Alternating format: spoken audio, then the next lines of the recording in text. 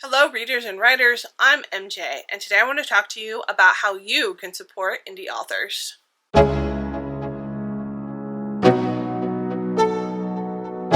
Now, I do want to caveat by saying you don't have to support indie authors.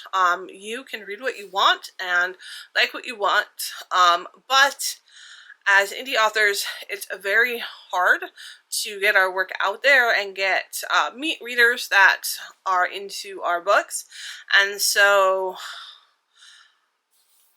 I won't speak for every indie author, but I know I really appreciate everyone that helps promote any indie author, but obviously including myself.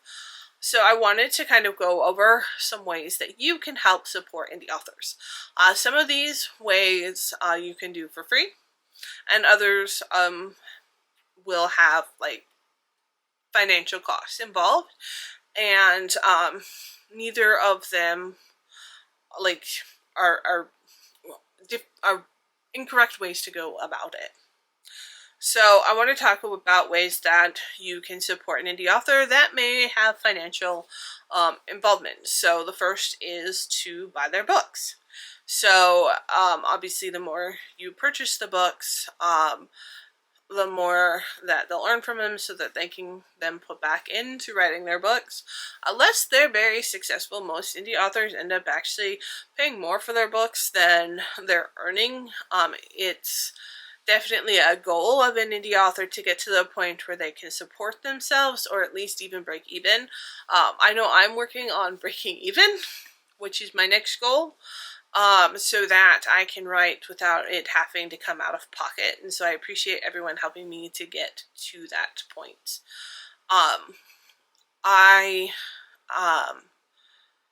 That's not necessarily even talking about like recouping the costs that have gone into publishing my first two books. So purchasing a novel is a great way to help an indie author. A lot of indie authors also have like side gigs to help. So a lot have like Etsy shops, or you can buy like signed copies or like special editions of their books, or special like book boxes of their books. So other ways to kind of help them. And so this is another great way to support them. So I know that to help fund my books, I set up an Etsy store where I sell bookmarks, and they have bookmarks that focus on LGBTQ as well as neurodiversity. There's some other fun ones that I have put up there. And so anything I earned from my Etsy shop goes back into helping me fund my books. Another way to help an indie author is if they start like a fundraising campaign, like a Kickstarter, or that. This, helping back that is a huge help. So, like I know for me personally, I'm really hoping to turn In Between into an audiobook so that it can get in the hands of more readers, but also it can get into the hands of individuals that, for many different reasons, can't read in print. And so to have more accessibility to my books is a huge goal of mine, but it's financially impactful. So I'm personally looking into ways of maybe doing like a Kickstarter fundraising and such.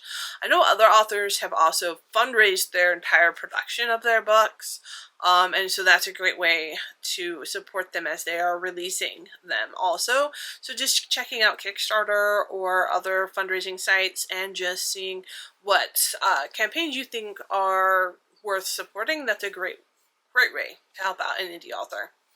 Another way to support is if like your author has like a coffee site or a Patreon, any sort of those kind of like regular support methods. So that kind of helps bring in a little bit more steady income. I know for me personally, I've started, I have a subscription service through Instagram because that is where I have the biggest following. So individuals for like 99 cents a month can see like archived copies of when I go live, and just more special content that will I'll put more time into producing as I get more subscribers and see what subscribers want. But something like that for an indie author, just helping them to get a little bit extra income or steady income is extremely helpful, especially for authors that are trying to transition into writing full-time. Because writing is not necessarily the most steady of an income. So those are some ways that you can support an author that require money. But that's not the only way to support an author. In fact, some of the biggest ways of supporting an author don't require money. And I will say the biggest one is to review what you read. So specifically, if you enjoy the book, to go leave a review on, Goodreads, Storygraph, those sites, but also Amazon, and Kobo, another great platform, Barnes & Noble, but really Amazon. I think a lot of us would wish that Amazon wasn't the gatekeeper of books, specifically indie books, but the reality is they are. And even as we try to make that not the case, to be financially successful, we have, as an indie author, you pretty much have to be successful on Amazon. And Amazon works a lot with reviews.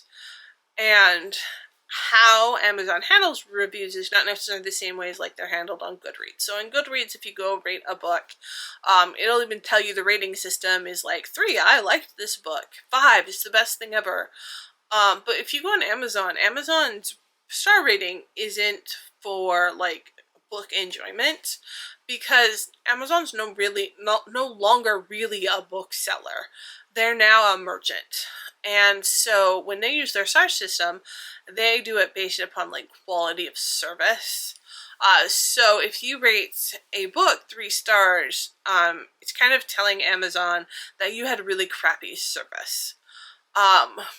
Which isn't exactly how book ratings work. Because, like, in many star systems, like rating systems, including my own, 3's a really good book. Like, I enjoyed it. May not be for me specifically, but solid. Anything under 3 may be like where you start getting like problematic. But on Amazon, that's not what a 3-star is telling Amazon. That's telling Amazon that you had a problem with the quality of the service that you received.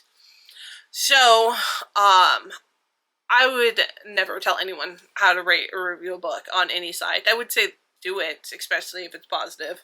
But I would suggest that when you are rating books on Amazon, especially for indie authors, that you do think about the star system on Amazon. It's not necessarily saying the same thing as the star system is on Goodreads. And just kind of like, I don't know, think about it and do with it as you will. But reviews on Amazon are extremely important, especially just to get the book noticed, because Amazon doesn't even start promoting a book until it has so many reviews. So that right there is the number one way to support an indie author. Also, word of mouth, telling other people about indie authors. So indie authors have to do everything themselves. Marketing, just formatting, writing. I mean, everything falls on indie authors' shoulders. And there's only so much we can do with advertising. So if you really like a book or you really enjoy an author, just kind of letting other people know about their book. I do know that there has been a lot of conversation, specifically on Bookstagram, about like what support an indie author should give back to posters. And I'm going to say that there's not a really good answer to that. So I will tell you my answer, but that's not going to be the same for everyone else. So I'm fairly active on Instagram. It's probably my number one platform. And so if people tag me in a post, I usually am liking it. I'm usually sharing it. I try my best to like and engage with as many people as possible. But the honest truth is Instagram makes it really hard to do that. So I can't engage with all my followers. I try. I really try. And then Instagram gives me little nasty messages saying, you are liking too many posts. You're doing too much. Which is infuriating. So I think part of the hesitancy of authors is like, if we lose our accounts, we're losing our livelihood, our ability to communicate with our supporters. And so we have to be very careful not to lose our accounts. So some of us may not be as active as we wish, specifically for that reason alone. I will also say that not every author is very engaged on every platform. So if you're trying to tag an author on Instagram, but they're not regularly on Instagram, they're not necessarily going to engage back with your content. So trying to engage with an author on the platform they're in. Also, not every author is very good at social media. And you may be saying, like, how am I supposed to read the author's work if I can't afford to buy their books? One thing I would say is wait until they go on sale. So, I think indie authors have to kind of put their books on sale regularly to be, like, keep getting interest, whether that's, like, knocking them down for free, or getting them for, like, you know, a fraction of what they originally sell for. Another option is to approach the author and say, hey, I'm really interested in reading your book. I will promise that if I enjoy it, I will review it. And if it's not a fit for me, I'll let you know, or something along those lines. And ask them if you can get a copy of the book. They may say no. And an author has every right to say no. They don't owe you a free copy of their book. But there's also legitimate reasons of why they would say no. Specifically because Amazon is so... like if your book ends up on a site for plagiarism, Amazon's going to take it down. Authors lose the ability to get their books out there. Also, if a book is on Kindle Unlimited, there's like rules from Amazon about limiting how you can actually like distribute your book. And so like I will give out ARC still for in between, but not for the Immortal Part of Myself, because the Immortal Part of Myself is on Kindle Unlimited. So there is a lot of rules that authors still have to play by, because we have to follow the rules to keep getting our books out there. And so just realizing that. But also, I mean, authors are really hard on books. Even books that you don't necessarily like, they still worked really hard on it. And to like expect them to then just like give it to you is, I think, it's disrespectful as an author, just expecting Bookstagrammers to promote them without any sort of like feedback or things. So it's, I think understanding both perspectives, and being where I have, I've seen it from both perspectives. Another way to support an indie author for free is just engaging in their contact, sharing their social media platforms, following them on platforms where you are comfortable doing so, even if they don't follow you back. Like for me, helping me build up my YouTube channel is a huge way of helping me out. So just following me, subscribing, watching content, if you like a video, sharing it. All of these are huge helps, because I think no one can make it as an indie author without having, well, that's maybe not true, but I think it's harder to make it as an indie author without having either like a full-time job in addition to like side gigs and stuff. And so like any support, like just watching their other platforms, following their other platforms. So hopefully like you've enjoyed some of these suggestions of how to support an indie author. If you have any other ones, please let me know in the comments below, and I appreciate appreciate you all just being here listening to me, because that alone shows me that you support me as an author, and I really, really appreciate that. Imposter syndrome is real, and so y'all are amazing. So keep reading, keep writing, and until next time.